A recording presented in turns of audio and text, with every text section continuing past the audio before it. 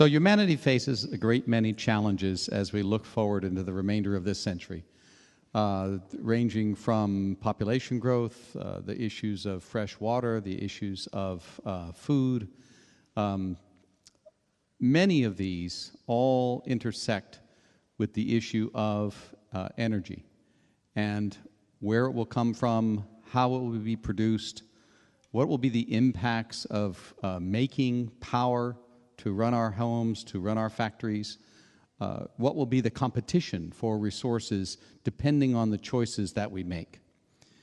And the question that I would like to start with this evening is, who do you think pays the most for electrical power? And here I'm talking about not just power in the sense of what you pay for your electric bill at your home, but also what governments pay behind the scenes to make your electricity possible.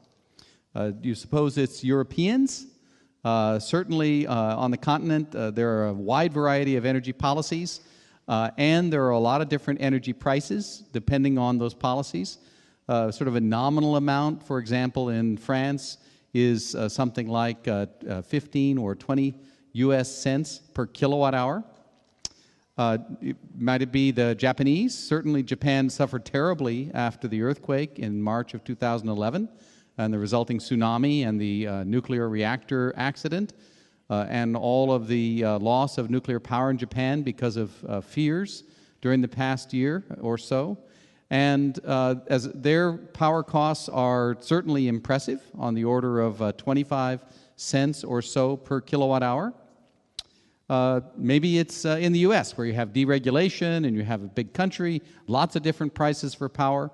Certainly you can look to Hawaii, which is out in the middle of the Pacific Ocean, where 90% of the electricity is generated from imported petroleum, the burning of it in diesel generators. And there the price of power has hit 30, 35 cents a kilowatt hour in the past. But in point of fact, in none of these places do you find the most expensive cost for power. That distinction belongs to a place only about 300 miles from here, 300 miles straight up on the International Space Station. So the price for power for people living in low Earth orbit right now on the International Space Station, using a solar-powered system with batteries to levelize the amount of power, is approximately $200 per kilowatt hour or more. So about 1,000 times more than the most expensive power that you'd normally find here on Earth right now, even given all of the problems that we have for space, for energy here on Earth. So the challenge for me this evening is to persuade you that in believing that this idea of space solar power could become an important part of the terrestrial energy solution, the solution to our problems for energy here on Earth, that I am not a nut, but rather I am merely an optimistic visionary.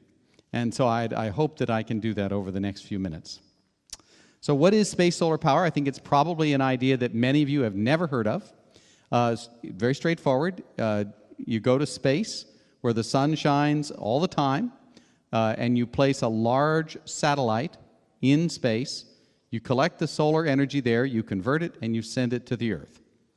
Essentially, 3 or 4 satellites could provide power to 90% of humanity in terms of the marketplace. And that, you couldn't provide power to 90% of humanity all at once, but a satellite, for example, located over the Americas, could provide power to any particular market in North or South America up to about 60 degrees north or south latitude. Similarly, another satellite in equatorial orbit, in geostationary Earth orbit over Europe and Africa could provide power to on the order of 1 billion people. Another satellite in orbit around, in geostationary Earth orbit above Asia could do the same thing. It would be 24/7, it would be dispatchable, and it would be global. So why would this be really important if it could be accomplished? Well, if you look at the challenges for solar power here on Earth, the answer becomes quite clear. The figure here on the right shows power in three cases. The uppermost curve is power available in space. It's about 1,400 watts per square meter in surface all the time. The curve down at the bottom is the curve for power in December on average. This is a location in North America. And the curve in the middle is the power based on the time of day for the same location in North America in the best average kind of day in June. And so what you see is that if you're going to use solar power in a major way on Earth with the solar arrays on Earth, you have to worry a lot about what time of year it is. You also have to worry about the day-night cycle. You have to worry about the attenuation of sunlight through the Earth's atmosphere. And you have to worry even in the summertime. That's the curves on the left, where you have, for example, a typical June. The middle green curve is sort of the average for June. A lot of people talk about ground-based solar in terms of averages, but the worst day in June is pretty nearly as bad as the average in December in this particular location.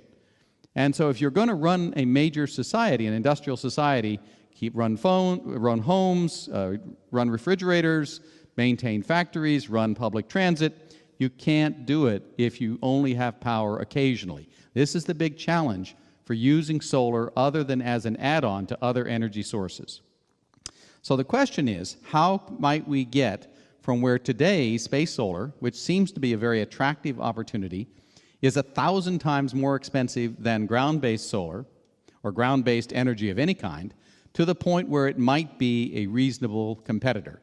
And the answer, I think, is to be found in the fact that we are on the verge of a tipping point for space solar power.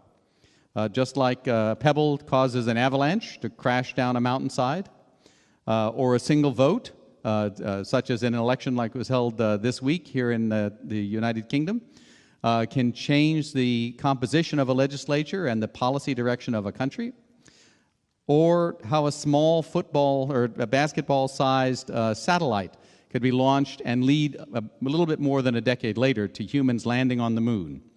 I think we are now approaching a tipping point for space and for energy in which there will be both the technical solution and the market opportunity for space solar power. So as we move into the 21st century, we face enormous challenges, many of which have been talked about frequently.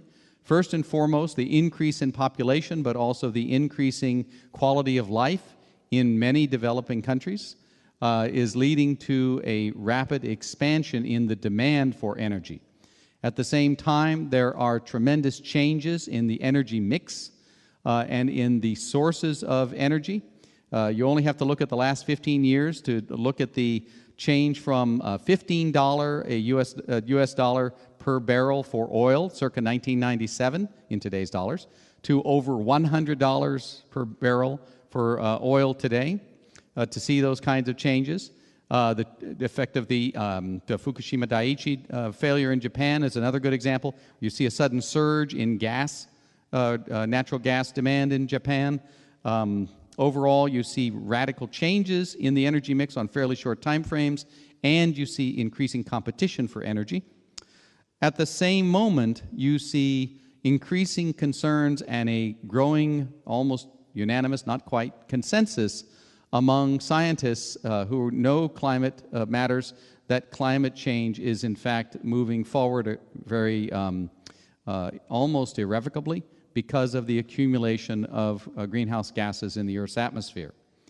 At the very same time as we have these changes in demographics, in the economies, in the energy mix, in the competition for energy, and in the climate, there are many remarkable advances in key technologies that are quite important both here on Earth and in space, in electronics, in materials, certainly in software, many technologies which are quite germane to the kinds of transformational new systems that might make space solar power credible.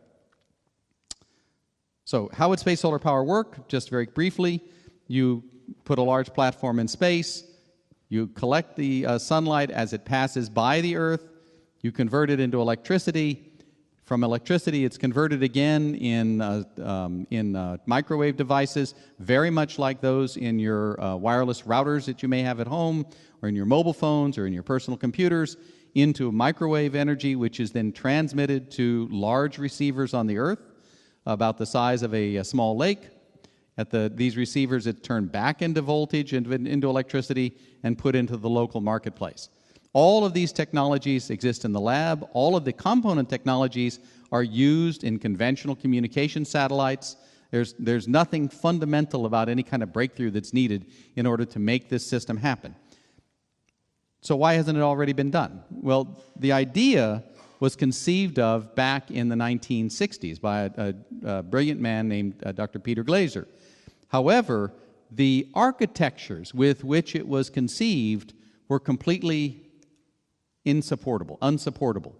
If you think back to the beginnings of the space age, 1949, this quotation from Popular Mechanics makes the point that at that time, the vision of dramatic progress, for example, in information technology, was to somehow get a mainframe computer down from 18,000 vacuum tubes and 30 tons all the way down to only 1.5 tons and 1,000 vacuum tubes. And this was a very visionary statement.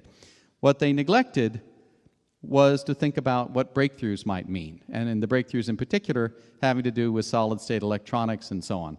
And in less than a decade, Sputnik, from the former Soviet Union, was flying and going beep, beep, beep as it circled the Earth. Similarly, within the next decade or so, you saw tremendous advances in space capabilities globally and in the U.S., embodied by the Apollo program and by the landing on the moon in 1969, and in the next decade by things like Skylab and the first truly deep space missions such as Pioneer 10 and 11, Voyager 1 and 2, tremendous breakthroughs in capability, all using the same basic architectural systems approach as was embodied in the systems of the 1950s. The constraints of those concepts and the technologies really determined how solar power satellites would be thought about when they were first studied in the 1970s after they were invented in the late 1960s as an idea. Remember again, there were no wireless devices, no wireless smartphones, no wireless computers. There were big mainframes, and the concept was a big mainframe concept. Solar power satellites in the 70s would be huge. They would be launched on tremendously large vehicles, 5 or 10 times bigger than the space shuttle, which at this moment had not yet flown. They would be assembled in concept in enormous factories in space, each one the size of a shipyard involving hundreds of astronauts and thousands of robots. And each solar power satellite would be a single, tremendously large conventional spacecraft. So if you think about the small Telstar satellite, weighs about 1,000 pounds. This would be the same idea, but 100,000 times bigger. As a result, and the cost for all of this, before you got your first kilowatt hour, the cost estimates would cost on the order of $1 trillion, $1 million, before you'd get the very first kilowatt hour. So after 1980 in the U.S., pretty much all the work on this was stopped. Some work continued internationally, in Japan, in Europe, in Canada. But it really wasn't until years later, till more recently, that space solar power started to be looked at again seriously. I don't have time to go through this whole list. If you look across all the key component technologies, there are radical advances over and over and over again in solid-state electronics, in photovoltaic arrays, in robotics, basically profoundly in intelligent systems. And what this has made possible on the ground can also be made possible in space.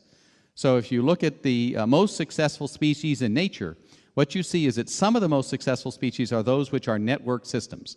So like ants forming a living bridge to go from point A to point B for the success of their colony, or bees cooperating in their thousands to both feed and support the hive which they build, a very remarkable structure.